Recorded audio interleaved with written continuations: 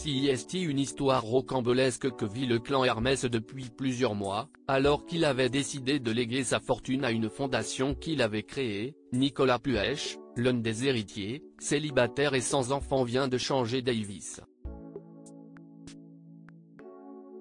et de tout donner à son homme de confiance, qu'il a même décidé d'adopter. Une décision que certains ont du mal à comprendre.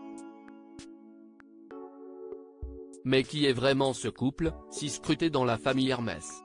Alors que la succession de la fortune familiale se pose depuis quelques années, CIST celle de Nicolas Puech, l'arrière-petit-fils du fondateur de la maison de luxe, qui fait débat dans le clan.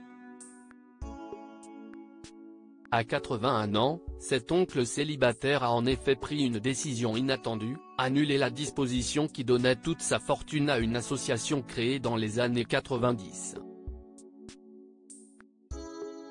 Pour tout confier à son homme de main marocain. Et ce n'est pas tout, pour confier cette énorme somme, qui représenterait environ 12 milliards d'euros, Nicolas Puech aurait besoin d'en faire son héritier. Donc, de l'adopter. Un projet dans lequel il s'est investi, selon nos confrères de Paris Match qui ont enquêté sur cette histoire familiale inattendue. L'octogénaire serait parti au Maroc, où vivent les parents de Jadil, aujourd'hui quinquagénaire, pour les convaincre de renoncer à leurs droits parentaux. Une demande acceptée qui pourrait bien aboutir à l'adoption du jardinier marocain si ce n'est déjà fait, et à ce que l'héritage lui revienne. Bien sûr, pour certains, la décision ne passe pas, alors que certains proches commençaient à s'inquiéter d'un lien d'influence de Jadil et de sa femme Maria sur Nicolas Puech, ainsi que de leur place disproportionnée dans sa vie. Un signalement a même été fait en décembre 2023 auprès de l'autorité de protection de l'enfant et de l'adulte du district d'Entremont. L'octogénaire refuse les critiques et assume, CIST à eux, qu'il veut tout léguer.